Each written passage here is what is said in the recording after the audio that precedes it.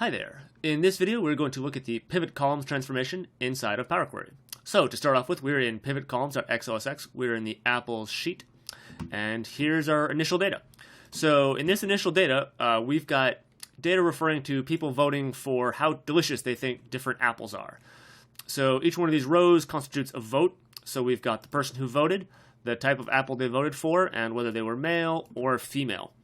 And this is the proper tabular format. But if you're sending this to a star schema, or you're going to do you're going to send it to Power Pivot or something like that, this is the format that you're going to want it in. It's a pretty small table, but it is the format you're going to want it in. If you're going to show this to a person, you might want it to appear something like this. So you've got each individual person, whether they're male or female, and so rather than having one row per vote, you've got all the different apples here across the top. So maybe that would be better. That's the result that you actually want. So you could use pivot columns to do that. I don't think you're going to use this nearly as much as unpivot columns, but it's a cool tool to have in your toolbox. So let's go about using it. So to start off with, we're going to click in the table. We're going to head up to Power Query, and we're going to get our data from a table.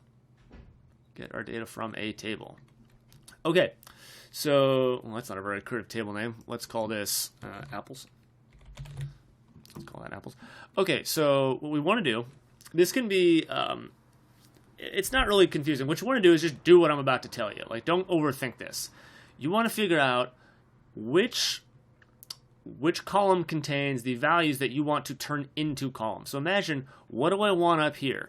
If the answer is I want the different types of apples, I want Pippin, Cameo, and that's it. So I want to go find the column that has those values and click on that first.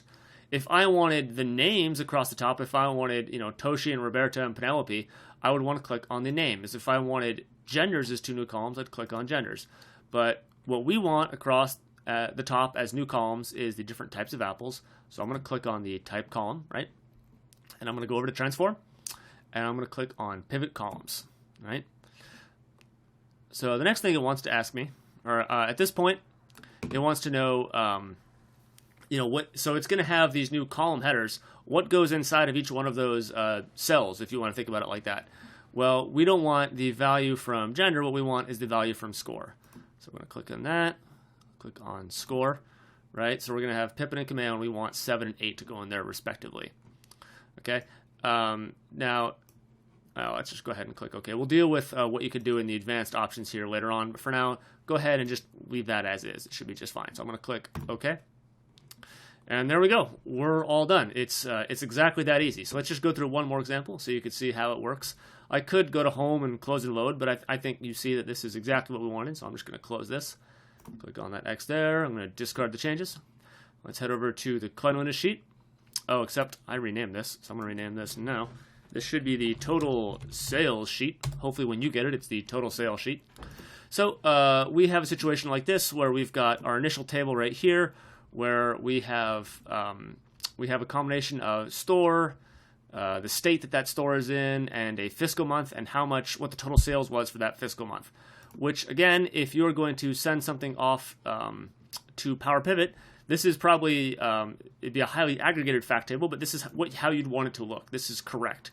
However, if you're going to put this in front of a person, you might want something that looks more like this, where you've got the store and the state, and then you have a column for each month. That way you could see everything sort of in one single view. It's a lot easier to look at.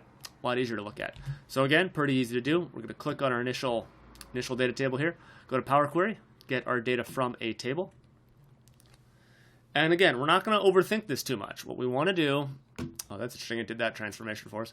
What we want to do, I'm going to see if I can't undo that change type and get what I want. Okay, so let me undo this just so you see what I did. I did that a little fast. Okay, so we're going to go to Power Query, get our data from table. If you'll notice what it's doing here on this change type, it saw if we come up here to source that these looked a lot like months. So it's going to try and automatically convert those to actual dates, which is not what we want. So I'm just going to uncheck that step there.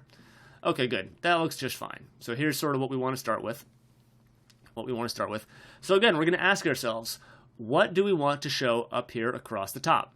So we want all the different months across the top. Or if that's, again, if you're getting confused, you say, all right, well, I want July, August, September. Oh, where's the column that has July, August, September? Oh, it's this column right here, July, August, September. So I'm going to click on the column that has the things that I want to go across the top. Click on that. I'm going to head up to Transform, and I'm going to click on Pivot Columns. I'm going to click on Pivot Columns. Okay, so I'm halfway there. So now it wants to know, all right, I know it goes up across the top. What goes in the actual cells, if you want to call them cells? Well, it's not the value from store. You wouldn't want to just populate it with the name of the store. That wouldn't be useful. You want the oh, it's called score? It should be called total sales. Well, let's finish this up. So we want to change that from store to score, which should be total sales. And in a future video, we'll show you all about how that works. But for now, we're just going to click OK. And there we go. Okay. So I think you can see how easy this all is. It's basically the opposite of unpivot columns. You won't use it nearly as often, but when you need it, it's pretty simple to work with. As long as you remember to, before you click on the, when you're trying to figure out what do you click before you click this pivot columns button, you want to click on the column that has the things that you want to grow across the top, and that's it. And by the way, if you were curious, I changed this at the last minute. It used to be cleanliness score. It's now total sales, so since I forgot to change it in the source data, I'm going to rename this total sales because it makes more sense. And again, we could do the same thing over again. So month, pivot columns, and what's the value? What's the total sales? Click OK. All right, let's go to home, close and load.